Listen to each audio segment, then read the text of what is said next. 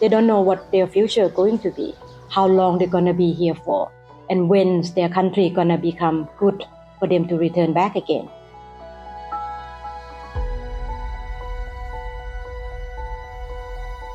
Before the military coup, year 2021, before that time, things seem to be positive in Myanmar.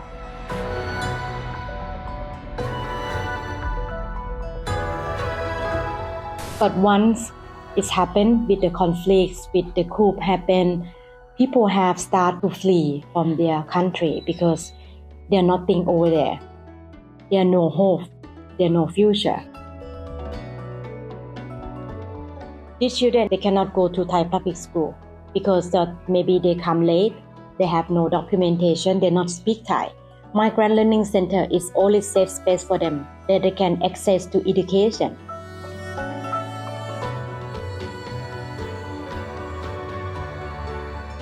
School, we don't have enough school for them. We don't have space for them. We don't have budget to renovate the classroom and build extra classroom. So social architects have come to work with us since already many years, that they also see that this is the need.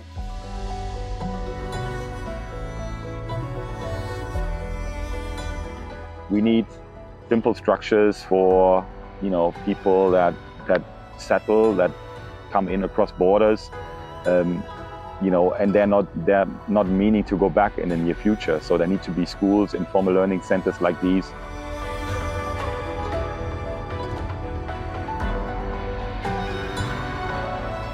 So then we start to work together. We plan together what is needed on the ground.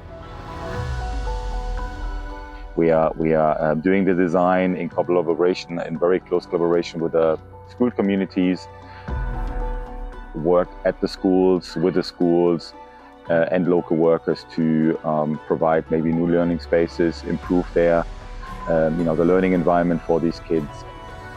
Maybe create an example also for future students to become construction workers, or maybe even go and study architecture, look at buildings, and you have an end result which, whenever we are in these communities, makes the communities very happy, and they really use the rooms to their advantage. That's actually the goal.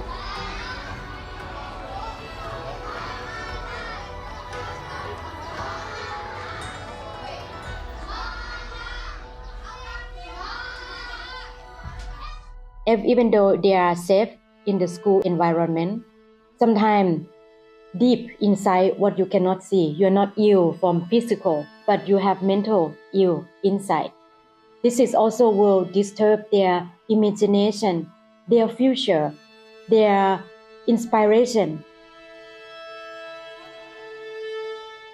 The meaningfulness, the purpose that we had of doing things here was so much higher. Here, you have you see an issue, you have a problem, you consult with the communities, and then you go and you provide a solution, and that's how imminent it can be. And that is obviously something that made me really happy, because every project that we started and that we worked at had completely different stories and completely different backgrounds and completely different struggles and issues, and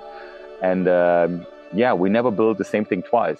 That's also fun, and you can be very creative. You look at local materials here along the school, you very often see very basic classrooms built with metal walls, with eucalyptus poles, very often no foundations, no slabs. And you see that these structures are not built to last. Nevertheless, the local materials that we can find here, we have bamboo, we have eucalyptus, we have a lot of recycled timber that you can find in timber shops here in Mesod. But then it's also material like earth, which is available everywhere, right, at every school ground. So here we're using this material to make adobe bricks, and with these adobe bricks you can build very strong structures. And it's a local technique that a lot of the local workers know. It's unique, and for me, I see it kind of beautiful, and it's also kind of easy to fix. So if something like small happen, broken, and so on, right? The community themselves, they can do, because the material is easily to find in the community. You no need to buy in the shop. And we'll be able to then use that material to create a learning environment that is a bit more playful. We have to add more happiness, because happiness it makes them to feel like they are safe. And once they are safe, they also have more thinking about how can their future. This is more meaningful because it's working together, it's collaboration. It's also bring in people who from different part of the globe to come here to learn about the situation, to also have kind of connection.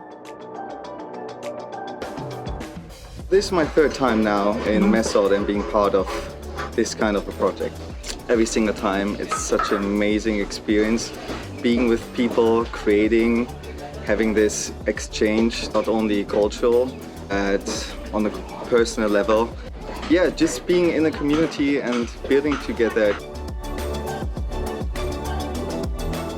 They learn about this situation. They also will have like more understanding. They also in the future, wherever that they are, work, whatever their field, they also will have this kind of mind of understand of people who are vulnerable at the border.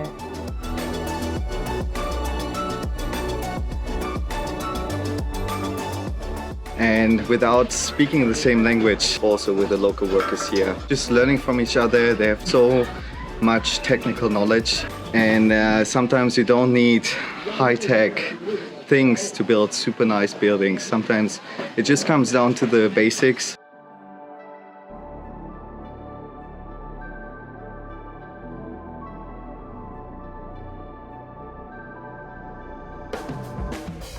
So the knowledge exchange is ideally going into both directions, but we cannot really teach them anything, and that is not our purpose. We're not here to teach them a technique. It's, they are telling us how things are going and coming up with very smart, detailed solutions that are sometimes like so surprising and so simple from both sides. We're respecting each other, we're understanding each other, and this is the most important thing, right?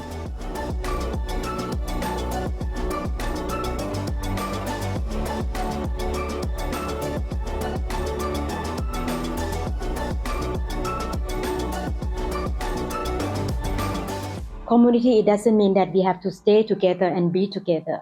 Community can be any part of the world where we have something that we understand each other, because peace will not become if we are separation.